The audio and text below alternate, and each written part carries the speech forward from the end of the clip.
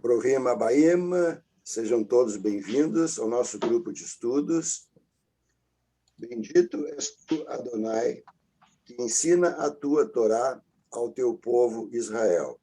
Bendito és tu, Adonai, nosso Deus, Rei do Universo, que nos escolheu dentre todos os povos, dando-nos a sua Torá. Amém. Amém. O encontro de hoje é sobre evolução e judaísmo. É o primeiro dos 2 encontros programados sobre evolução e judaísmo. Hoje iremos abordar o tema a origem da vida e a evolução das espécies sob a perspectiva judaica e sob a perspectiva biológica. Serão 2 encontros com o professor Kleber Fontoura Marcolan. O professor Kleber é licenciado e bacharel em Ciências Biológicas, especialista em genética, mestre em Biologia Celular e Estrutural, professor universitário há mais de 20 anos, formado no curso Shorashim da Sibra e Moré de Cultura e Tradições Judaicas. Licenciado e bacharel em Ciências Biológicas da Universidade de Passo Fundo, especialista em Genética pelo Conselho Regional de Biologia da 3ª Região Rio Grande do Sul, mestre em Biologia Celular e Estrutural pela Universidade Estadual de Campinas, Unicamp, e é ex-consultor teólogo da revista Defesa da Fé.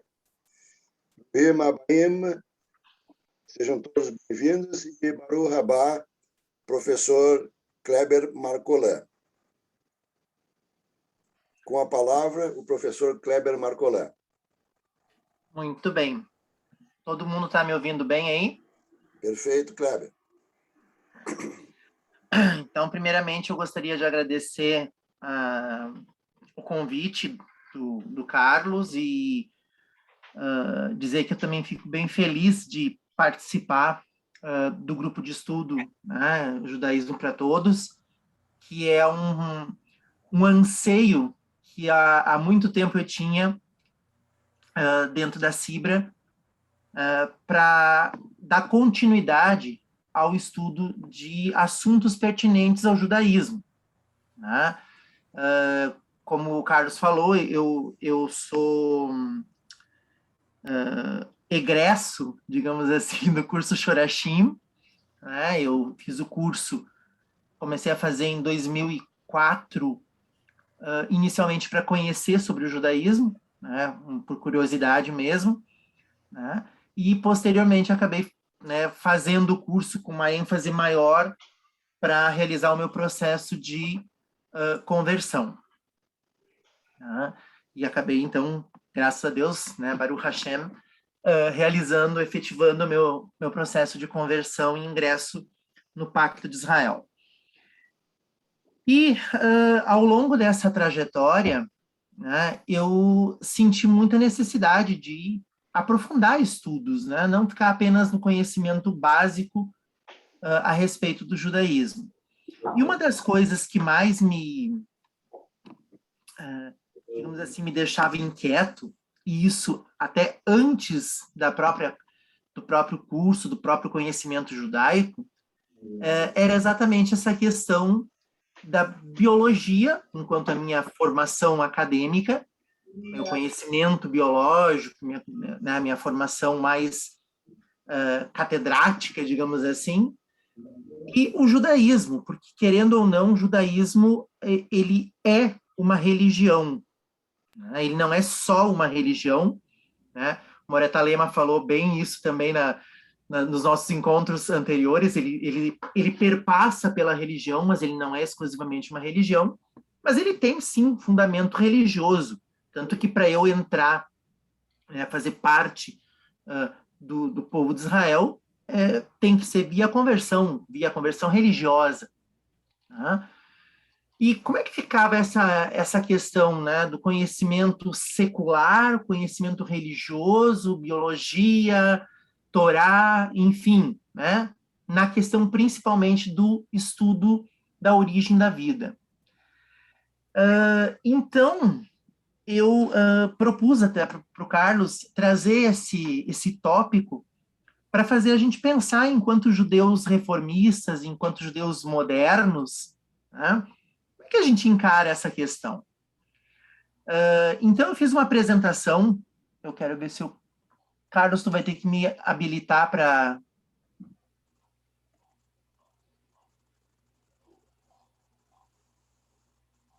Tenta agora, cara. Perfeito, agora sim. Okay. Tá? Então, eu fiz uma apresentação aqui um pouco provocativa, tá? E eu quero trazer esse assunto nos dois encontros de uma forma muito pedagógica. Então, vocês me desculpem, eu tenho o hábito, né, de quando expor um assunto, eu acabo dando uma aula. Eu não gosto muito, eu gostaria de ser mais como se fosse um debate, uma discussão, mas eu acabo organizando as coisas da forma mais didática, pedagógica mesmo. Então, eu preparei esse PowerPoint, essa apresentação, vou trazer algumas considerações aqui, né? E no final a gente discute um pouquinho, debate um pouquinho, deixando também, né, a ponte para o próximo encontro. Então, obviamente, eu trouxe aqui, né, o folder, digamos assim, o marketing do nosso encontro de hoje, né? E vamos começar a falar, então, um pouquinho sobre como é que o judaísmo encara, né, as proposições seculares para a origem da vida, para a origem do universo, né, da onde tudo surgiu. Então, aqui tem uma figurinha mostrando Charles Darwin, né, o pai da teoria da evolução, mais moderna em si, né? E Deus ali fazendo uma queda de braço, né? Por que eu coloquei evolução e criação? Porque sim, né, a visão clássica da Torá, né, dos nossos escritos, né, e da própria tradição judaica, ela é baseada na criação da divindade, ou seja, Deus, enquanto uma entidade metafísica, ele cria o universo, ele cria tudo, né, a partir da sua, né, ordem, do seu poder, da sua palavra. Né?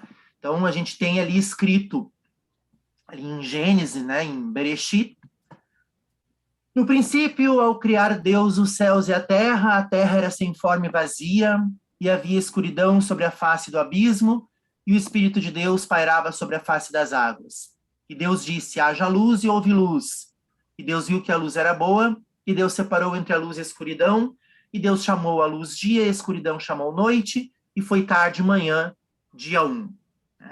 Bereshit, Gênesis, capítulo 1, versículo do 1 ao 5. Então, pelo judaísmo clássico, a grande maioria dos rabinos afirma que Deus criou o mundo em 6 dias, né? E isso aconteceu há aproximadamente 6.000 anos atrás. Né? Criou o mundo, criou a Terra, criou o universo, né, há 6.000 anos. E que Adão e Eva, né, teriam sido criados a partir do barro, da terra. Né? Até a própria palavra Adam, né, em hebraico, significa que veio da terra. Né? Então, essa visão ela é baseada numa cronologia desenvolvida num Midrash, o Seder Olam, né, que foi baseado numa leitura literal do livro de Bereshit, do livro de Gênesis. Então, tipo, estou lendo nosso livro sagrado e vejo que dali está escrito que Deus criou o mundo em 6 dias e criou os seres humanos, Adão e Eva, a partir da terra, né? E é considerado que ter sido escrito esse Midrash por Tana Yosef ben Alafta, né? E que cobre a história desde a criação do universo até a construção do segundo templo de Jerusalém. E essa cronologia é amplamente aceita entre a maioria do judaísmo ortodoxo atual. E quando eu falo aqui, quero frisar, judaísmo ortodoxo, eu estou me referindo aqui ao judaísmo mais ortodoxo, né? Os ultra-ortodoxos, aquele judaísmo que se abstém, né, de trazer algo fora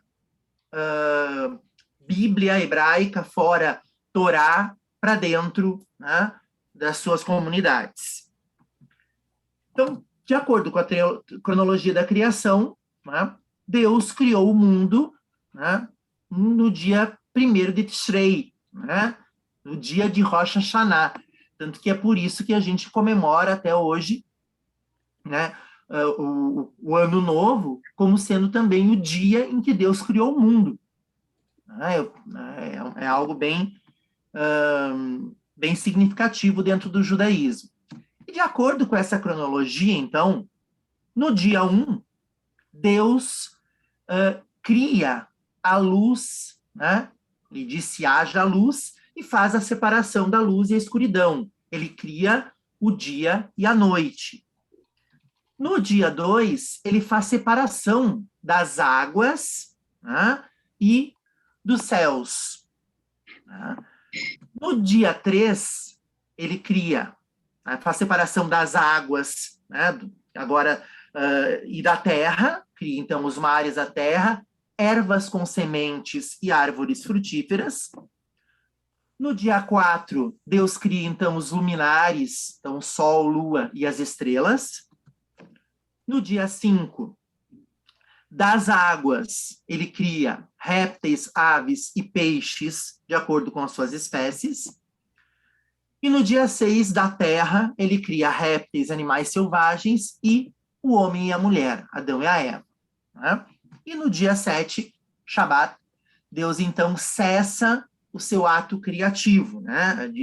Deus descansa. Na verdade, Deus não descansou. Ele cessou de fazer o seu ato criativo. É interessante olhar nessa cronologia bíblica aqui, né, que com algumas ressalvas, né, quando comparado com o conhecimento científico, nós temos uma certa evolução acontecendo aqui. Primeiro, cria-se, né, a luz, né, faz a separação da luz com a escuridão, literalmente aqui, criando-se o tempo, né, separando as águas e os céus, e a partir de então, né, nós temos ali a criação dos seres vivos numa sequência bem sugestiva. Répteis, aves, peixes, para depois animais selvagens e Adão e Eva. Né? Se a gente olhar, eu vou falar daqui a pouquinho na questão evolutiva biológica, uma sequência muito parecida. Tá? Embora, é óbvio, a gente não espera que os escritores da Torá tivessem esse conhecimento biológico naquela época. Bom, só que tem um negócio bem interessante, que a grande maioria dos rabinos clássicos entende isso literalmente. Tá? Mas uma pequena maioria dos rabinos clássicos acreditava que o mundo é mais antigo, né? E que a vida como conhecemos hoje, ela nem sempre existiu. Existe na literatura, e eu vou trazer isso com mais detalhes no próximo encontro, cabalistas, né, da Idade Média, né, rabinos da Idade Média, que tem uma visão um pouco mais metafísica, sim, sempre tendo Deus como centro criador, como entidade criadora, mas entendendo a Torá, entendendo Gênesis, ali, Bereshit, não literalmente, mas entendendo de uma forma mais ilustrativa, inclusive acreditando, né, que a Terra ela foi criada, recriada, criada e recriada. Tá? Então, eles tinham essa visão baseada na nossa Torá oral, né, não na Torá escrita, baseada principalmente no Talmud, né, e em alguns Midrash. Né? Então, aqui eu trouxe alguns exemplos para vocês. Né? Então, por exemplo, o Talmud Hagiga 13b, 14a afirma que houveram, né, 974 gerações antes de Deus criar Adão. Né? E alguns Midrashim afirmam que a primeira semana da criação durou períodos de tempo extremamente longos. Né? E por que isso? Até porque existe relatos na própria literatura judaica, né, no próprio Tanar, né, lá em Salmos, que dizem que um dia, né, para Deus, 1000 anos equivale a um dia. Tá? Então, que na verdade, esse período de 6 dias, ele necessariamente não precisa ser 6 dias literais. Até porque se a gente for parar para pensar, né, que o nosso calendário, nosso dia cronológico, ele é baseado, né, em lua e sol, né, na verdade sol, né, porque é ao entardecer e ao amanhecer, o sol só foi ser criado mais tarde do que do primeiro dia, né, o sol e a lua, enquanto luminares para nos dar essa visão, né, cronológica, né, essa questão temporal. Então, de acordo com o judaísmo clássico, né, a grande maioria acredita literalmente na criação divina, né, no Gênesis ali literal, e alguns sábios rabinos, né, sábios rabínicos aqui, têm uma visão um pouco diferente. Tá? Essa visão criacionista, ela influenciou também outras religiões derivadas do judaísmo, como, por exemplo, o cristianismo. E, com base nisso, eu trouxe aqui, que eu tenho um livro que é bem interessante, que fala sobre a questão criação e evolução, né, em que eruditos católicos, né, e mesmo evangélicos, posteriormente, né, eles tomaram por base tentar calcular, né, datas precisas, segundo a Bíblia, né, para dizer qual é a idade da Terra. Então, esse senhor aqui, James Ussher, tá? Ussher, não sei como é que se pronuncia o nome dele ali, tá? Ele calculou, tá, de que a Terra tem, né, segundo os cálculos dele, precisamente 5.985 anos desde a criação, né, com base, né, no que está descrito na Bíblia, no que está descrito ali, então, na Bíblia hebraica. Tá? Porém, nós temos uma visão, ou temos uma informação científica que vai ter encontro a essa visão religiosa, né, especificamente da Torá, que prevê, né, que diz que o universo, que tudo que nós conhecemos, teve origem no Big Bang. E o que seria esse Big Bang? Carlos, alguém entrou com o microfone, eu acho que é Vera, viu? A Yara está de fundo, corta o telefone da Yara.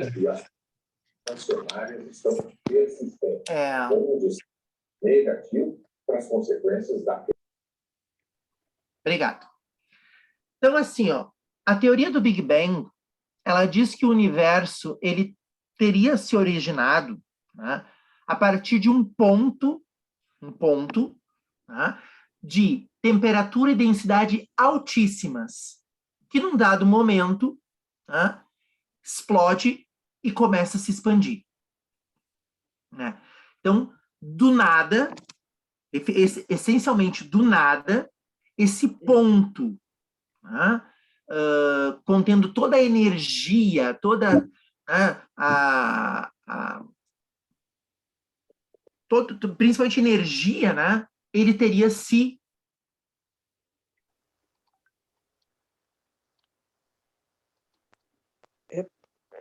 Foi. Agora tu cortou, Kleber, o teu microfone. Oi, agora sim. Então, com essa explosão, né, dessa partícula, né, o universo teria, então, inicialmente se tornado, né, expansivo, e através, né, dessa dispersão de energia, teria começado a formar as galáxias, né, incluindo a nossa Via Láctea, né, posteriormente o nosso sistema solar, o planeta Terra, e quando esse planeta Terra, que inicialmente era uma bola de fogo, uma bola de magma, começa a esfriar, inicialmente começa a surgir, e aqui eu gosto de falar uma palavrinha que muitas pessoas não aceitam, mas é o que nós falamos, né, dentro da biologia, ao acaso, né, começou a formar vida no nosso planeta, porque as condições atmosféricas, que na verdade nem a atmosfera existia nessa época, mas as condições do planeta em si propiciaram o surgimento de, inicialmente, né, moléculas, e essas moléculas deram origem aos primeiros organismos, e esses organismos, com o passar do tempo, evoluíram e foram, então, gerando a vida no nosso planeta. Tá? Então, a cronologia da evolução diz que, primeiro, houve o Big Bang. Segundo, o universo estava em plena expansão. O universo se expandiu de uma maneira indescritível, formando galáxias, dando origem à Via Láctea e à Terra, e, consequentemente, após a Terra esfriar, formou primeiramente seres unicelulares e invertebrados, posteriormente seres multicelulares, derivados, né, dos unicelulares, dando origem às plantas e animais, e quando falamos em animais, peixes, anfíbios, répteis, aves e mamíferos, nessa sequência cronológica, né, onde inclui os seres humanos. E a evolução continua, ela não parou, né? A teoria da evolução, ela diz que a evolução ela não para, ela é contínua, que nós estamos evoluindo ainda. Né? Aí algumas pessoas me perguntam, mas como é que a gente pode mostrar a evolução? Eu não posso demonstrar, eu não posso criar, né, repetir esse processo em laboratório, uma vez que a evolução, para acontecer, ela acontece em milhões de anos, bilhões de anos. Ela prevê um tempo cronológico que nós não acompanhamos. Certo? Então, de acordo com a cronologia evolutiva, a Terra, o universo, ele teria surgido há aproximadamente 13 bilhões de anos atrás. Então, há 13 bilhões de anos atrás, teria ocorrido o Big Bang, né, aproximadamente, e começou a ocorrer a expansão, né, dessa energia, né, que estava acumulada, que estava concentrada, dando origem às galáxias, né, e às constelações.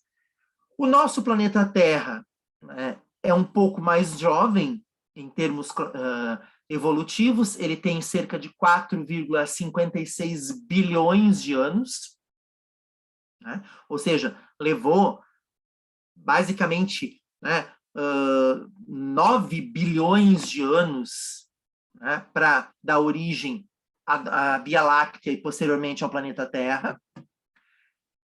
De acordo com os dados científicos que a gente tem hoje, né, a origem da vida na Terra teria surgido há aproximadamente 4,1 bilhão de anos. E aqui, lembrem-se, quando eu estou falando origem da vida, são aqueles organismos unicelulares, né, muito semelhantes ao que hoje a gente consideraria, né, as bactérias, né, que teriam sido os primeiros organismos a serem formados, né, na sopa química do planeta. A espécie humana teria surgido há aproximadamente 300 mil anos atrás. E aqui, quando eu falo espécie humana, eu não estou me referindo ao Homo sapiens, né, mas os humanos, né, o gênero Homo ao longo, né, da evolução. Né, o Homo sapiens ele é muito mais recente, né, mas a espécie humana, enquanto gênero Homo, enquanto divisor de outros hominídeos e outros primatas, teria ocorrido mais ou menos nesse tempo. Há aproximadamente 10 mil anos atrás, nós tivemos origem da agricultura, ou seja, o Homo, né, o homem, a espécie humana, começando a dominar sobre a natureza, a plantar, a não ter mais que se dispersar para caçar e obter alimento, né? E há aproximadamente 5 mil anos atrás, nós temos a origem da escrita. Tá? E por que eu coloquei essa cronologia aqui? De acordo com o judaísmo, a criação ocorreu há aproximadamente 6 mil anos atrás. De acordo com a evolução, há aproximadamente 5 mil anos atrás, nós temos a origem da escrita, onde os seres humanos começam, então, a fazer registros da sua historicidade. Então, o que acontece? Se eu pegar 5 mil anos atrás, origem da escrita, e eu parto de um princípio, de uma cultura, de uma religião muito antiga, que me diz que tem 6 mil anos, é aproximadamente quando eu tenho o início do registro, tá, dessa historicidade, onde efetivamente o ser humano, enquanto organismo consciente, né, enquanto ser criativo, começa a desenvolver a sua enfim, né, a sua inteligência, torna-se um ser consciente, né, que a gente vai ver mais para frente, alguns rabinos consideram que isso seria a criação divina, né, da vida na Terra. Quando o homem adquire consciência, ele torna-se um ser inteligente diferente dos animais. Então, aqui só para colocar para vocês, né, uma tabela mostrando a escala evolutiva, né, do que nós temos de conhecimento hoje, num tempo geológico, sempre, né, em milhões ou bilhões de anos, né? Eu não vou me deter aqui em falar todas, eu sou biólogo e não sou paleontólogo, nem arqueólogo, né? Então, mas para colocar aqui os períodos, as eras, né? E observem bem, há aproximadamente, né, 1,8 milhões de anos, nós temos o início da idade, né, do desenvolvimento do ser humano. Né? Como eu falei para vocês, aqui começa o início do surgimento da vida humana. Né? Mas 4,56 bilhões de anos atrás, nós temos a origem, né, do sistema solar e do planeta Terra em si. Bom, uma pergunta que sempre fazem, como é que a gente chegou a esses valores, né, a essas datas? Bom, o sistema de datação, tá? Eu sei até que nós temos um físico aqui junto conosco, vai comentar, vai dar continuidade posteriormente também a esse assunto, mas a datação ela é feita por métodos químicos e físicos, né, principalmente a datação por carbono 14, né, que foi realizada, né, em fósseis. Porque uma das coisas que mais reforçam a teoria da evolução, embora não seja exclusivamente isso, são os fósseis, e a datação desses fósseis, e também das camadas geológicas do planeta Terra. Tá? Então, aqui, a gente tem alguns exemplos de registros fósseis, né, que foram datados, né, com essas idades extremamente longas, extremamente antigas, que não batem, não fecham com os 6.000 anos que a Torá, né, que o livro de Bereshit, teoricamente, nos traria. Tá? Então, aqui a gente tem o esqueleto de um mesossauro, né, um animal que viveu no período Permiano Superior, né? Aqui o esqueleto clássico, né, de um Tiranossauro Rex, né? Também aqui o crânio, né, de um dinossauro. E aqui nós temos também algo bem interessante, né? Aqui a gente tem o registro fóssil de o que nós chamamos de um fóssil intermediário. Né? Aqui nós temos um animal, né, que ele é um réptil que está evoluindo para ave, ou é uma ave evoluída de um réptil. Né? Então, e a gente conseguiu acesso a esse fóssil. Então, quer dizer, se a gente parar para pensar em espécies, né, réptil, ave, eu tenho agora algo intermediário. Tá? Então, é bem interessante isso. Bom, como eu falei para vocês, alguns rabinos, não tantos, né, nessa época, nesse período clássico, ficaram felizes quando surgiu essa teoria da evolução. Por quê? Porque a própria Tanakh nos diz, né, que 1.000 anos são como um dia para Deus, né? Então, quem me garante que efetivamente a semana, né, aconteceu literalmente? Não poderia ser períodos muito mais longos. Tá? Então, a gente vai ver que, na visão judaica, a evolução, enquanto ciência, ela não é contraditória tanto assim com a religião. Né? Diferente de outras linhas religiosas, de outras religiões, que são extremamente antagônicas à ciência, né? Eu vou comentar também um pouco mais na próxima aula, né, sobre isso, mas nós temos vários rabinos e várias escritos rabínicos, né, ali pelo século XVIII, século XIX, que quando, né, Charles Darwin cria, né, estabelece a teoria da evolução, eles chegam a ficar felizes, porque isso vai dizer assim, olha, então a gente estava certo, não é literal. Né? O judaísmo ele não é anti-ciência. Isso é uma coisa que tem que deixar bem claro. Tá? Agora, você me perguntar assim, mas todo o judaísmo é assim? Não. Tem alguns que ainda mantêm a sua visão arcaica, ortodoxa, ultra-ortodoxa. Tá? Mas existem hoje rabinos ortodoxos que acreditam numa evolução, mas acreditam numa evolução chamada de evolução teísta. O que significa isso? Quem criou foi Deus. Agora, como ele criou, aí é outra história. Ele pode ter criado o Big Bang. Por que não? Então, essa primeira parte, né, da minha apresentação foi para colocar os dois pontos de vista. O ponto de vista judaico clássico, dos rabinos mais ortodoxos, de que o mundo tem 6.000 anos, o universo tem 6.000 anos de criação, né, que A vida na Terra surgiu, né, a partir do 4º dia.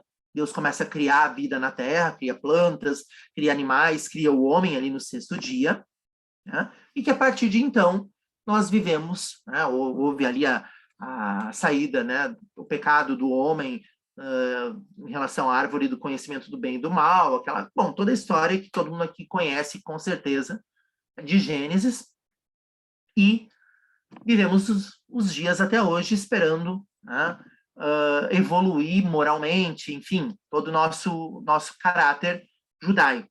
E temos a visão biológica que diz que, na verdade, o universo ele tem bilhões de anos, né, que a sua origem foi através de uma grande explosão cósmica, né, e que a vida surgiu ao acaso, aleatoriamente, né, pelo processo de esfriamento do planeta Terra, dando origem aos nossos ancestrais. E que, a partir de então, ocorreu um processo evolutivo.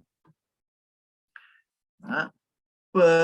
De novo, eu coloco a figurinha aqui de Darwin brigando com Deus, porque, além dessa questão da criação do universo, a questão da origem do homem enquanto criatura divina, né, também foi palco de grandes debates e grandes discussões, né, e que sempre levou, né, aos grandes sábios estudiosos judaicos a pensar como nós lidamos com isso.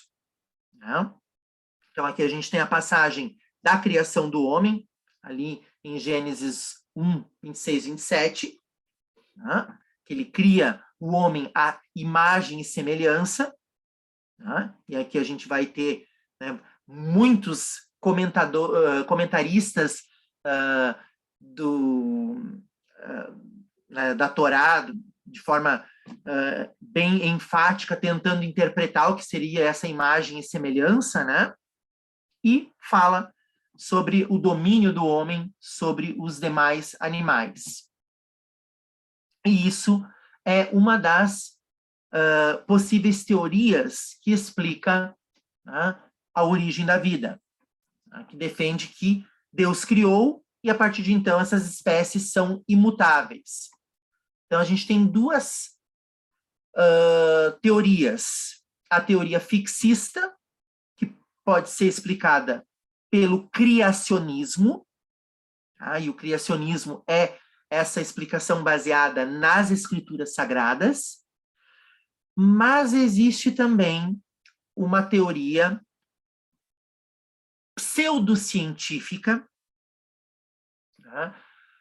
Que tenta explicar a origem da vida na Terra através de um processo chamado de geração espontânea, ou também conhecido pelo processo de abiogênese. Tá? E temos, obviamente, a teoria evolucionista, que defende, então, esse processo de formação inicial de organismos microscópicos, unicelulares, que depois vão dar origem a organismos multicelulares, que vão possivelmente evoluindo, né, dando origem a outros organismos, né, mas mantendo, isso é muito importante aqui, ó, um parentesco entre as espécies. De acordo com a teoria evolucionista, né, todas as espécies, todos os seres vivos, eles apresentam um ancestral em comum. Em algum momento dessa ancestralidade, nós temos, então, as ramificações da árvore filogenética, que é o termo que a gente utiliza. E dentro das teorias evolucionistas, nós temos 3 explicações, ou 3 tipos de evolução, né? Nós temos o lamarquismo, o darwinismo, que é o mais conhecido, e temos atualmente o neodarwinismo. Bom, criacionismo eu já falei para vocês. Eu já disse no início qual é a hipótese, né? Qual é a teoria. Né? Que Deus criou o mundo. Geração espontânea. Geração espontânea, ou, né, abiogênese, foi uma teoria proposta inicialmente por Aristóteles.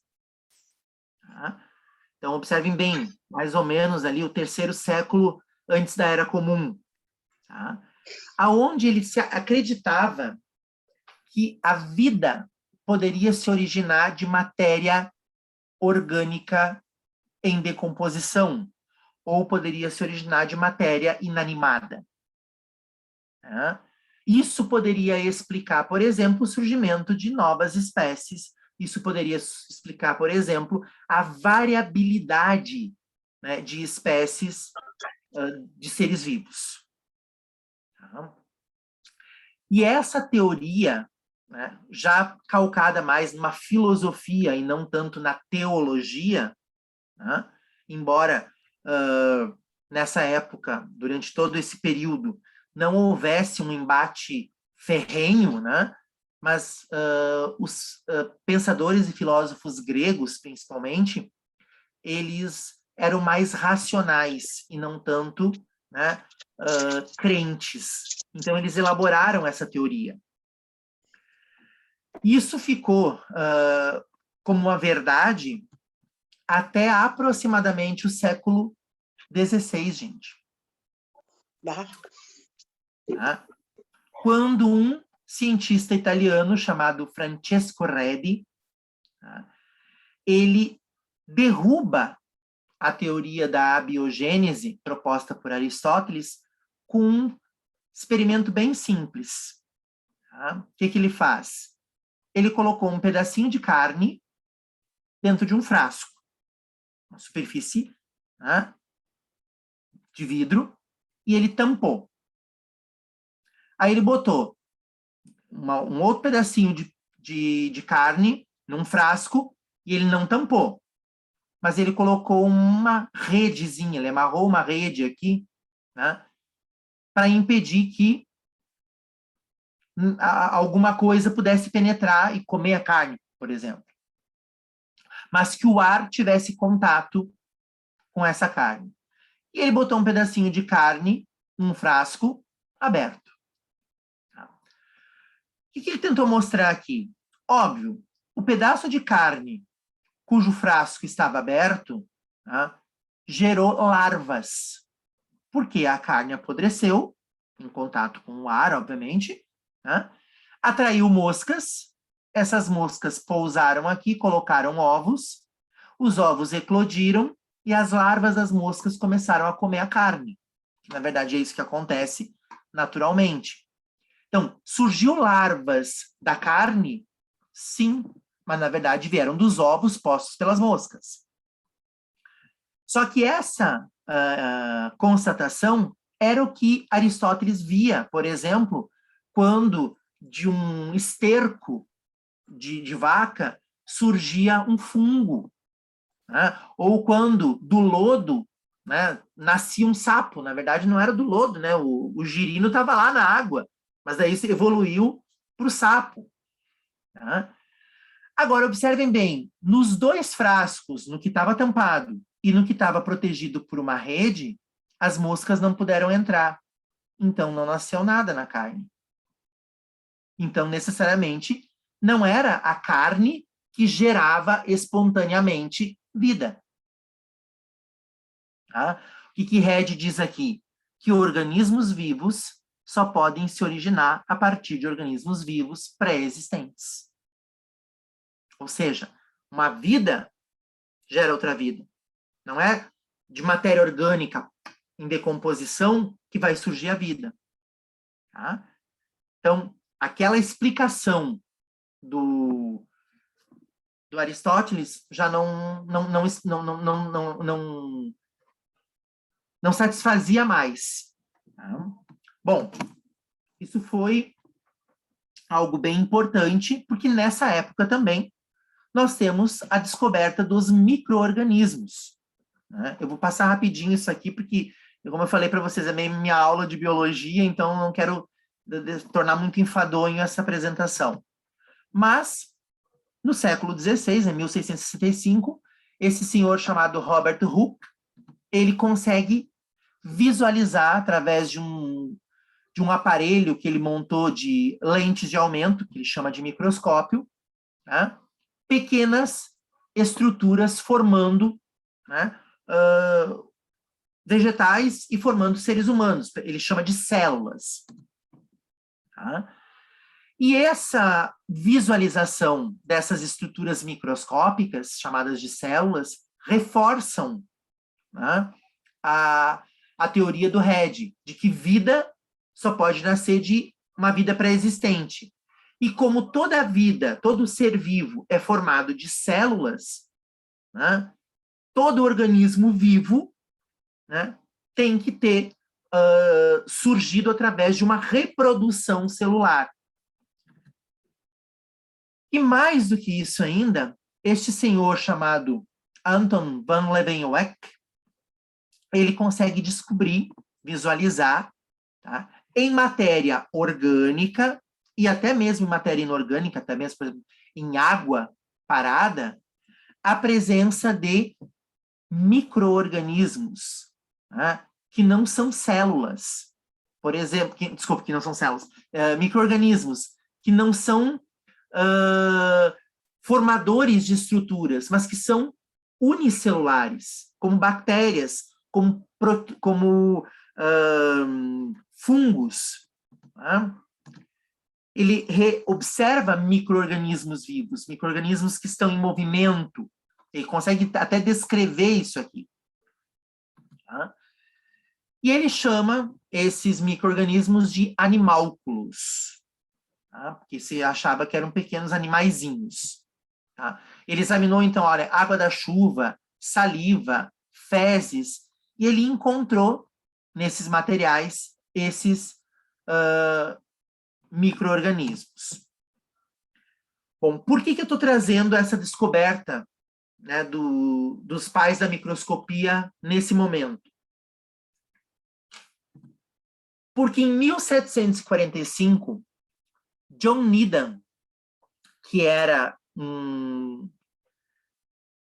pensador cristão, ele tenta trazer à tona de volta a teoria da biogênese. Já se conhece micro-organismos. Tá? E o que ele faz?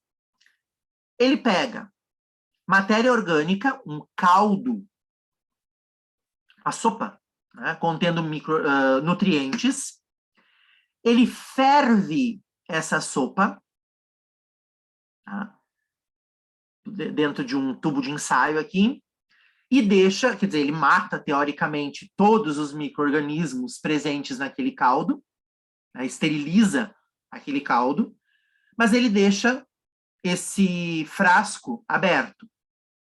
E daqui a pouquinho ele vai analisar o que ele observa de novo, a presença de micro-organismos novamente ali.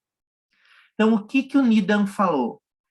Que sim, vida pode nascer de forma espontânea, tá, em material orgânico, tá, através de uma força vital, que ele atribui, obviamente, como ele era católico, né, à interferência divina.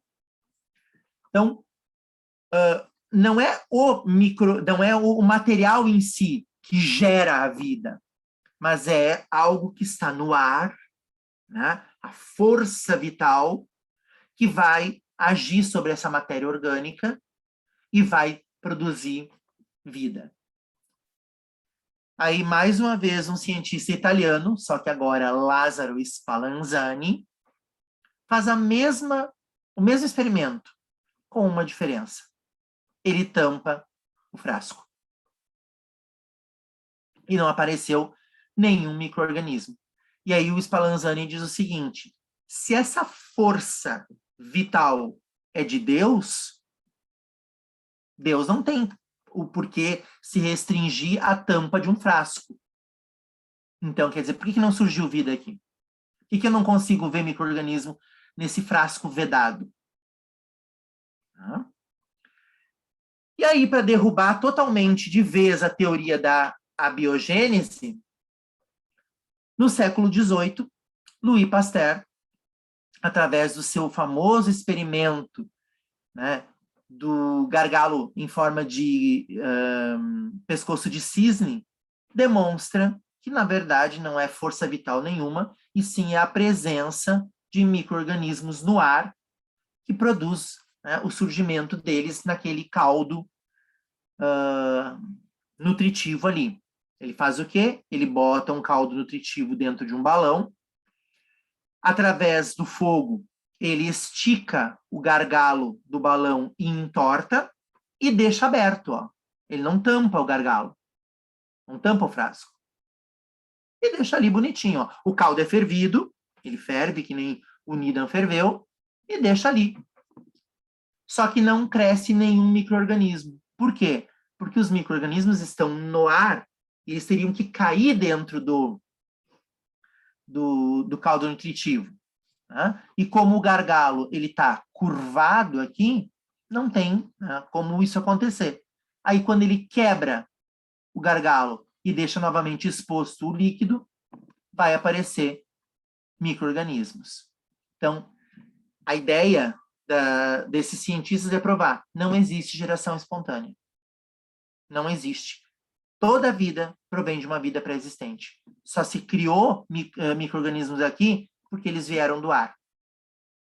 Então, a vida não surge, né, num estalar de dedos, num ato criativo divino.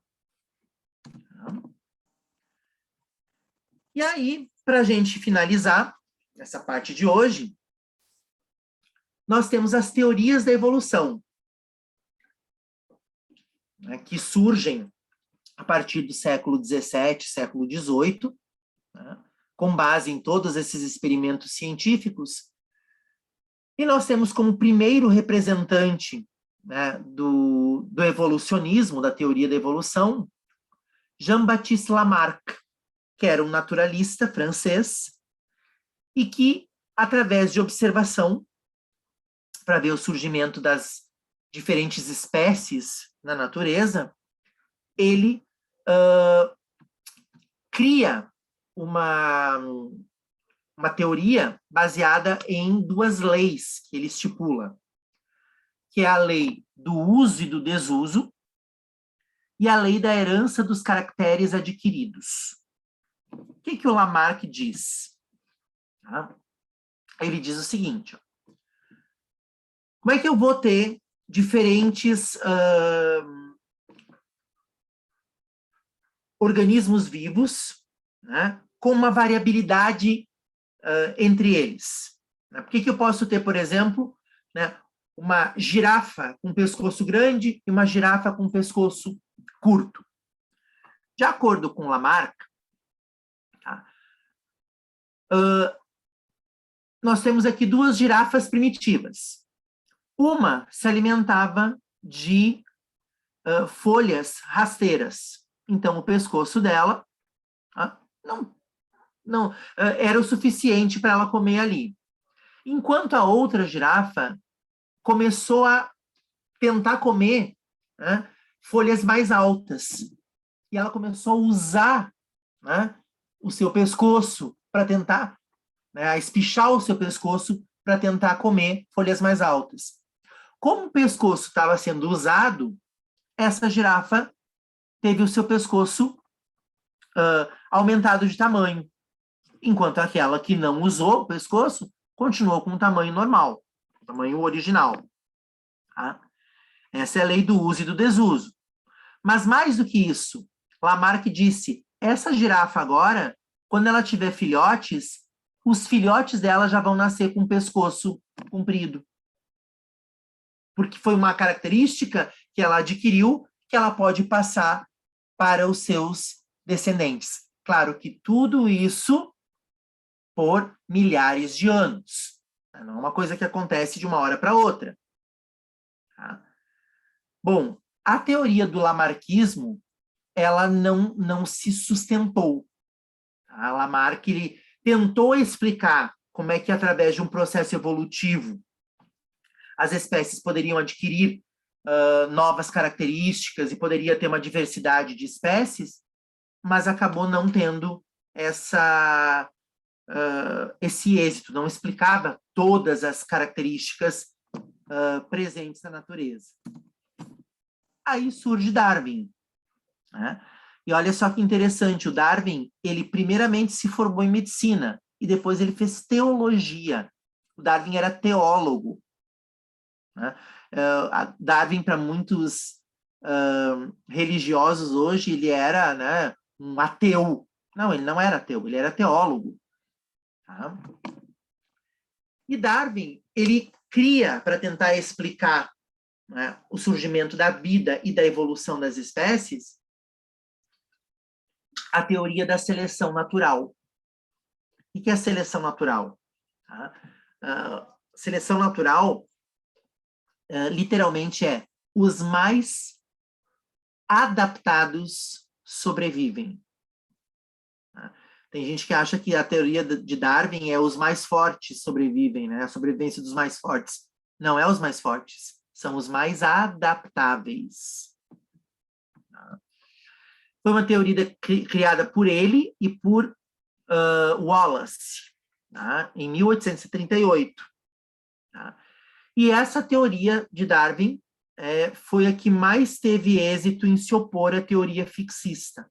Ou seja, a teoria da seleção natural, ela explicou todas as angústias e todas as dúvidas que se tinha até o momento, né, em relação ao surgimento das espécies, a variabilidade das espécies, né, e acabou derrubando a teoria da geração espontânea, que já tinha sido, né, eliminada por Pasteur, e também contradisse a teoria da criação, porque ela explicava agora o surgimento das espécies, não por uma vontade divina, mas por uma seleção natural que acontecia ao longo de milhões e milhões de anos. Então, a teoria da evolução, ela propõe que a vida na Terra começou há centenas de milhões de anos, com formas relativamente simples, que no decorrer do tempo, através de modificações, foram originando uma sucessão de organismos vivos cada vez mais complexos e variados.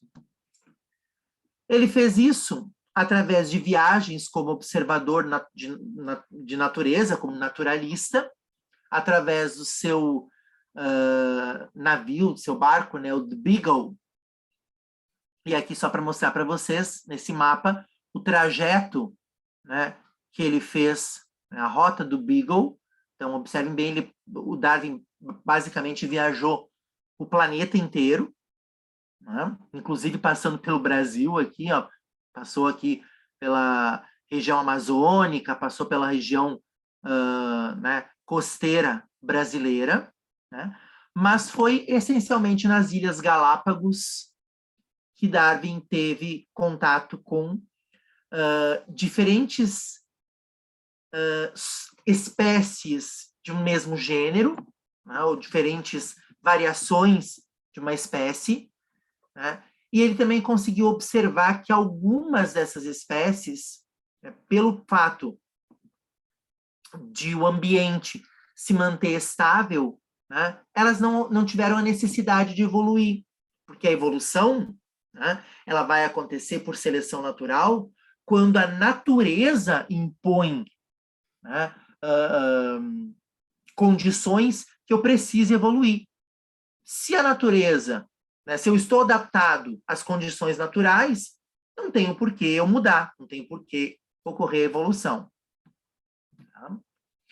Então, Charles Darwin publica em 1859 o seu livro A Origem das Espécies e a Seleção Natural, em que ele afirma que todos os organismos descendem, né, a partir de ancestrais comuns, com modificações, e que o principal agente da modificação é a seleção natural, né, que determina, né, as modificações sobre a variação individual. Então, aqui, só para vocês terem uma ideia, eu peguei do mesmo livro, né? Darwin diz que todos os organismos vivos apresentam um ancestral em comum, e olha só que interessante que isso a gente observa através da biologia, numa ciência chamada de embriologia, a embriologia comparativa. Aqui a gente tem, por exemplo, ó, embriões de peixe, répteis, né, aves, mamíferos, roedores e humanos. Se vocês olharem, os embriões são basicamente idênticos. Eles só vão ser diferentes quando se tornarem, né, prestes a nascer, quando se tornarem, né, nas suas espécies.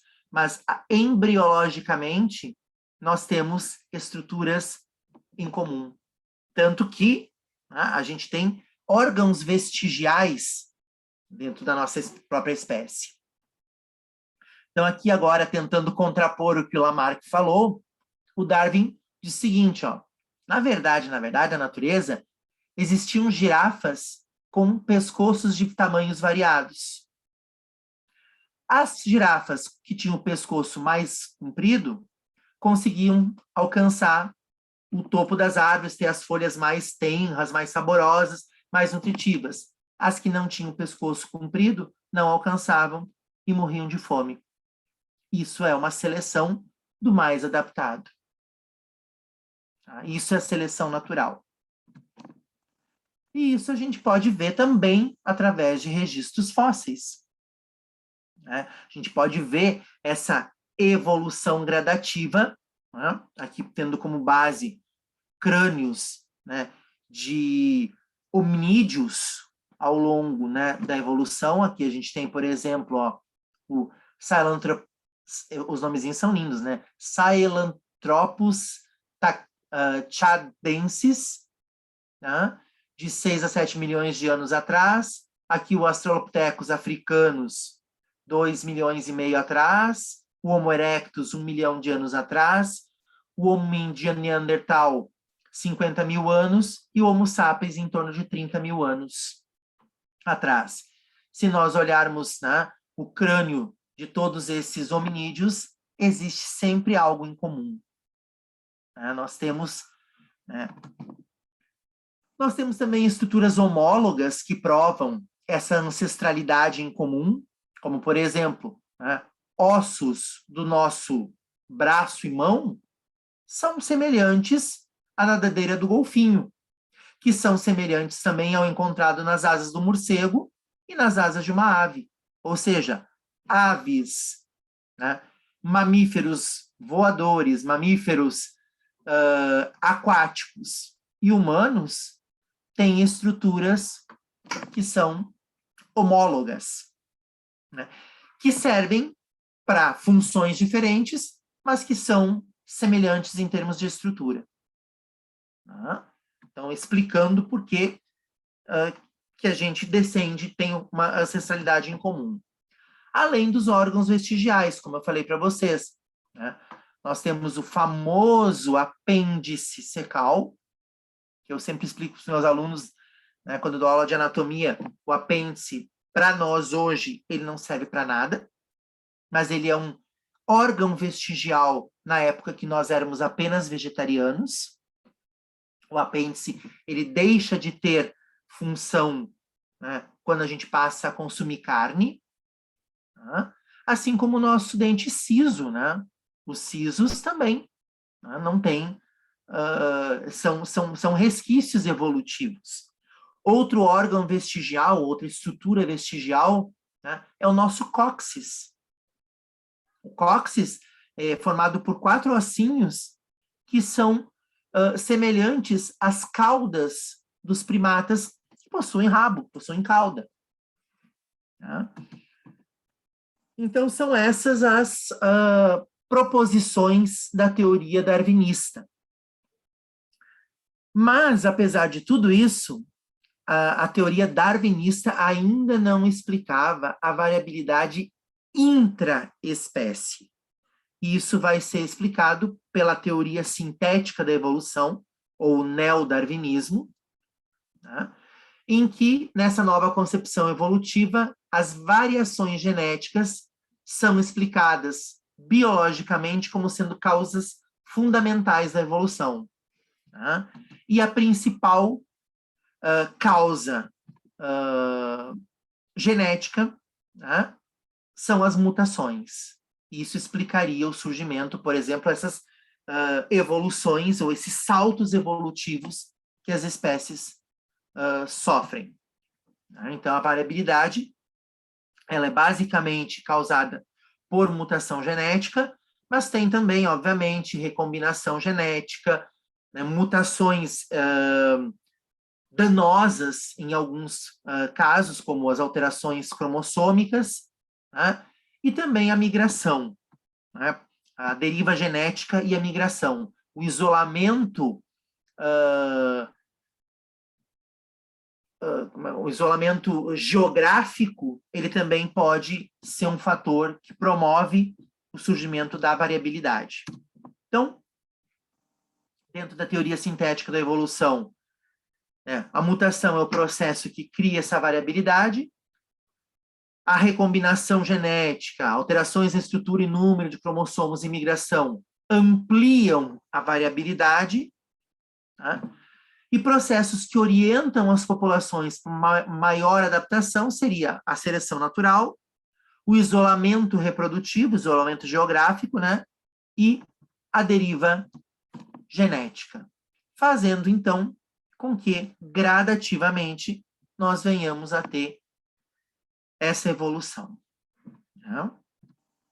Então, literalmente, a evolução é comparável a uma fotografia em processo contínuo de revelação. Cada descoberta acentua a cor da imagem. Então, qual foi a minha proposta hoje, nesse primeiro encontro? Mostrar para vocês qual é o conceito básico judaico, religioso judaico, da origem do mundo e da origem das espécies, e o que a ciência traz. Tá? E aí fica a pergunta. Mas, afinal, como é que o judaísmo encarou a teoria da seleção natural e da origem das espécies? Ao longo agora, né, da evolução do judaísmo a partir do surgimento de novas informações. Ok? E aí fica essa pergunta para eu responder na próxima aula.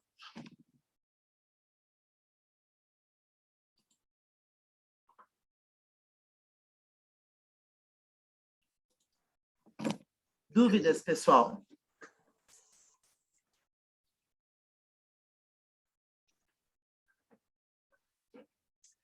Bela, me ajuda aí, que eu sei que tu é bióloga.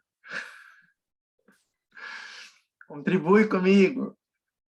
Realmente é uma maravilha, não é? O que Deus criou, o que Deus deixou, e a evolução das espécies é justamente essa seleção natural que tu falaste, que é uma adaptação ao meio ambiente à medida que se faz necessário.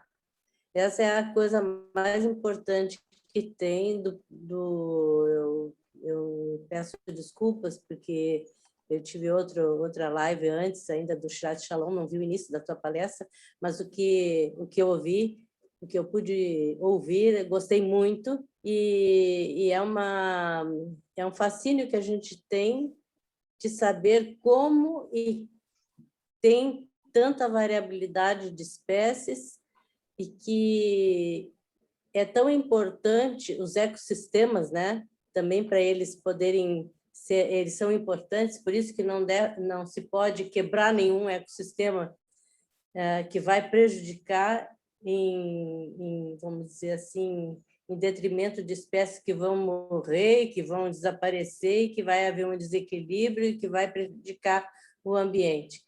Então, está tudo interligado, né, Kleber? Então, é muito, muito linda esse teu estudo, e o que eu posso contribuir é isso, por enquanto, mas a evolução é uma coisa fantástica. À medida que a Terra foi também evoluindo, que o ambiente natural foi se modificando, os próprios homens primitivos, né, conseguiram, não só daquela forma vamos dizer, dobrada que eles tinham, vamos dizer, inclinada, né? Eles foram se posicionando da forma ereta para poder também, vamos dizer, estar à frente do ambiente que eles estavam vivendo e poder sobreviver. Essa é a grande, vamos dizer assim, a grande importância que os seres humanos, o ser humano e tantas espécies, tanto animais como todos os animais e todos os vegetais, eles estão ali. Os vegetais, eles não caminham, mas ficam no seu ambiente, mas é preciso que os animais também, eles precisam estar em conformidade com aquilo que eles estão encontrando, porque a seleção natural deles eles têm que sobreviver. Então, como é que ele vai sobreviver? Ele vai ter que caçar também, fazer a sua caçada também natural, né? E então, acontece, acontece a acontece. seleção natural, a competição entre vegetais, né? A gente vê, muitas vezes, uma árvore nascendo em cima de outra árvore, né? Competindo por nutrientes, competindo por alimentos, né? Sim, Então, é bem interessante. E uma coisa que eu acho, que eu também quero colocar aqui, que tu frisou agora, que diferente do que muitas pessoas acham, quando a gente fala em teoria da evolução, essa palavra teoria, ela tem muitas vezes uma conotação negativa, achando que teoria, nesse caso, está se referindo a algo que não pode ser, que é uma simples ideia, é uma simples hipótese, é uma proposição. E quando a gente fala em teoria científica, tá, ela é uma teoria, tá, mas ela é uma teoria baseada em fatos, em evidências. Isso. Tá? Então, eu não simplesmente imagino algo e saio dizendo que é verdade. Não, eu tenho como comprovar, eu tenho como mostrar. Tá? Por que eu não falo que é uma lei? Né? Porque a lei, ela é totalmente estanque, né? Enquanto a teoria, ela está constantemente evoluindo. Evoluindo. O que mais, pessoal? Quero fazer um comentário também.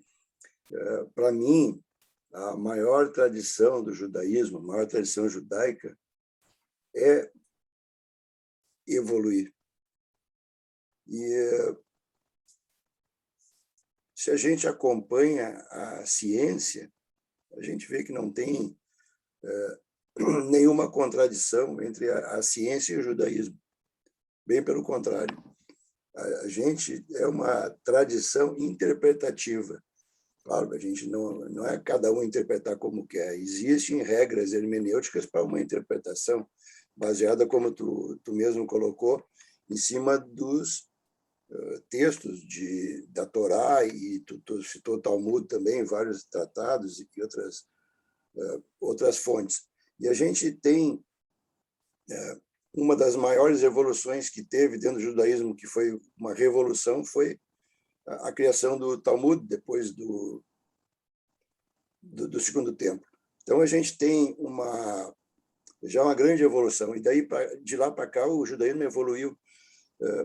Quando a gente pensa em ciência, para nós parece uma coisa muito natural, porque a gente acompanha, né, o judaísmo, e a gente procura sempre uma interpretação que nos dá utilidade, que nos dá ação, né? Porque o judaísmo ele é uma maneira de viver, não só filosófica, mas também se dá pela ação. As nossas ações é que vão nos dar a nossa qualidade de vida, tanto individual como comunitária. Não é só pensar e não fazer nada, né? A gente precisa da ação. Tá? Então, quer comentar, Kleber? Sim, eu só quero colocar aqui, isso que tu está falando, Carlos, no próximo encontro, no nosso Grand Finale, eu quero trazer para vocês grandes pensadores, grandes rabinos, grandes sábios judeus que ao longo, né, da história questionaram, né, a questão da interpretação das escrituras, né? Fizeram algo que hoje eu ouço e eu ouvi muito, né, que quando eu falo assim, a tal da crítica bíblica, como sendo uma crítica destrutiva. Não, a crítica, muitas vezes, ela é interpretativa, né? Eu estou criticando porque eu quero saber de que maneira eu posso entender, né? Eu posso analisar uma metáfora, eu posso analisar uma história, um midrash, né? Que é uma história. E então, assim, grandes nomes como Ramban, né? Maimônides, como, enfim, né? Vários, como eu falei para vocês, comentaristas da Torá, eles efetivamente eles não consideravam os escritos como literais. Só que isso, na época deles, sem o conhecimento da ciência, porque nessa época não existia, né, esse desenvolvimento científico. O desenvolvimento científico começou a partir do iluminismo, né? Então, quer dizer, antes disso já existiam pensadores judaicos que estavam ali questionando, fazendo isso que tu está falando, evoluindo em termos de interpretação.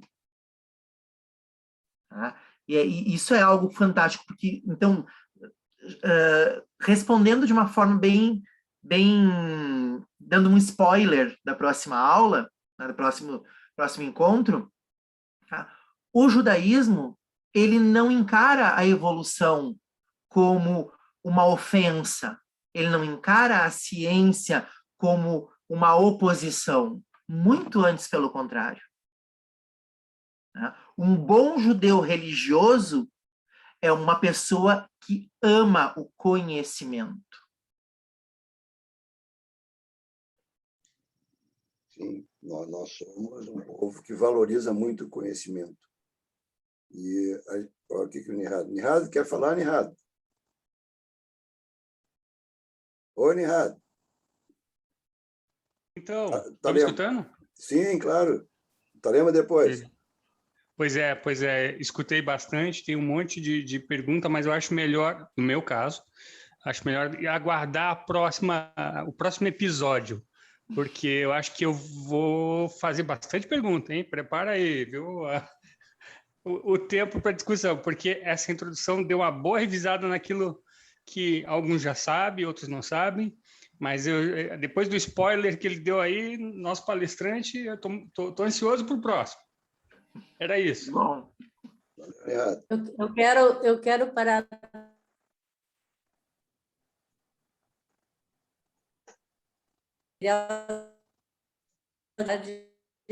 bem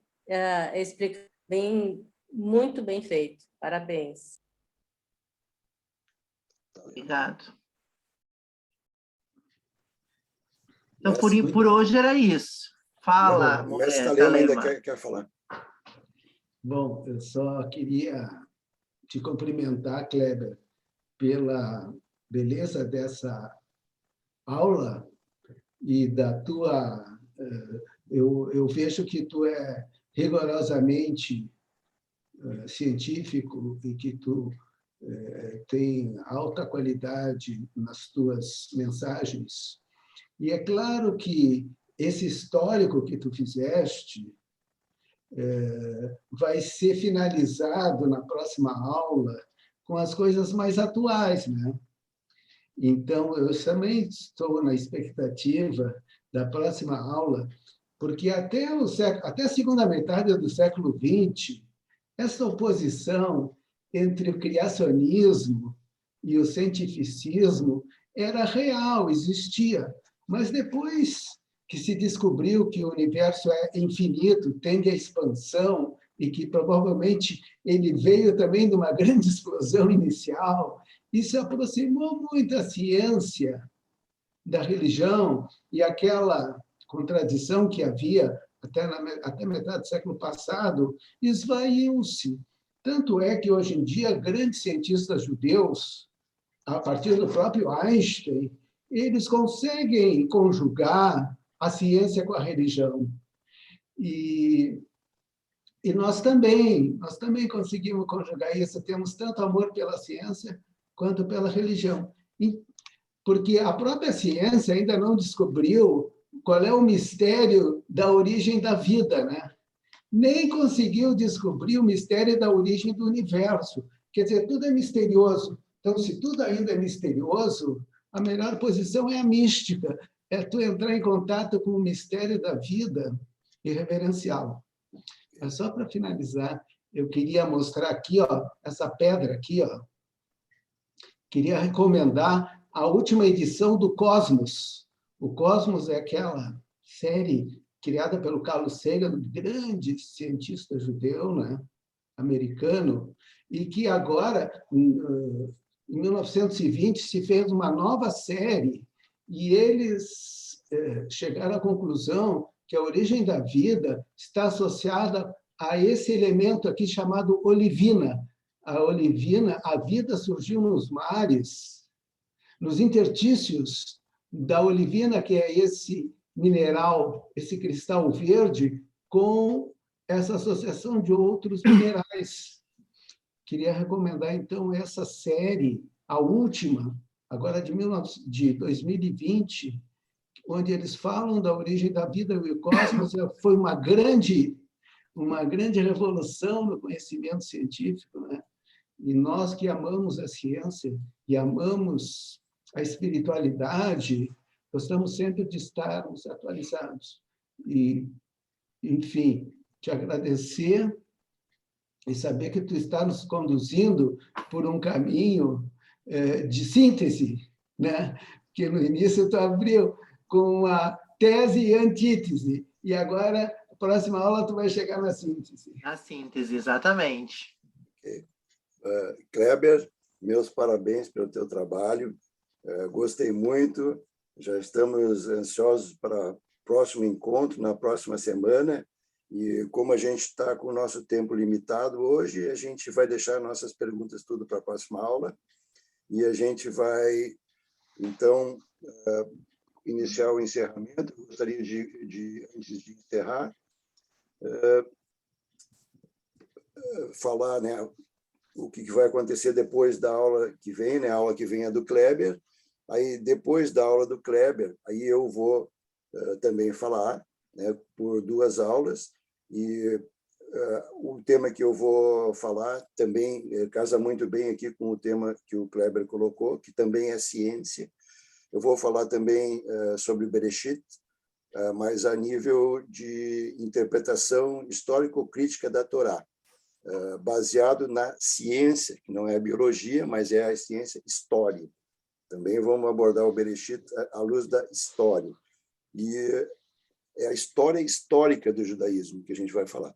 Isso é uma disciplina que é obrigatória para o curso de rabino reformista. Então, a gente tem que também, para ser rabino reformista, estudar ciência, né? No caso aqui, a história. Bom, depois eu vou falar nos dias 18 e 25 de agosto. Aí depois, no dia 1º de setembro, a doutora Simone Wagner vai nos falar sobre Rosh Hashanah e Yom Kippur. Aí depois a gente vai ter 2 semanas de Amin Noraim, né, com Rosh Hashanah e Yom Kippur, e a gente não vai ter encontros, né? Então, a gente não vai ter encontro dia 8 e dia 15 de setembro. Aí depois, sim, depois de Rosh Hashanah e Yom Kippur, a gente retoma os estudos no dia 22 de setembro. Né? A gente ainda não tem o assunto escolhido, a gente vai escolher, né, durante esse período, né, e a gente também aceita pessoas do grupo têm preferência, né, para falar para a gente, né, sobre as suas especialidades. Pessoal, Tem sugestões também, né, Carlos? Sim, a gente aceitamos sugestões também de pessoas para convidar. Por exemplo, que eu já convidei, né, mas eu vou reforçar, é o nosso querido José Blumenthal, que está nos assistindo, que não vai se escapar, José. Nós todos estamos ansiosos para escutar uma aula tua. Pessoal, como está terminando, né? Desejo que o nosso estudo de hoje tenha feito diferença na vida de cada um de nós. Que a luz espiritual gerada nesse encontro preencha nossas vidas e dos nossos filhos. Agradecemos ao nosso Deus, Deus dos nossos patriarcas e matriarcas, por ter nos preparado para colocarmos em prática o que foi bom de tudo que aprendemos. Agradecemos também por Deus ter nos enviado tantas bênçãos pelas nossas ações. Amém. Pessoal, até quarta que vem. Shalom para todos. Shalom. Shalom. Tchau, pessoal. Boa semana.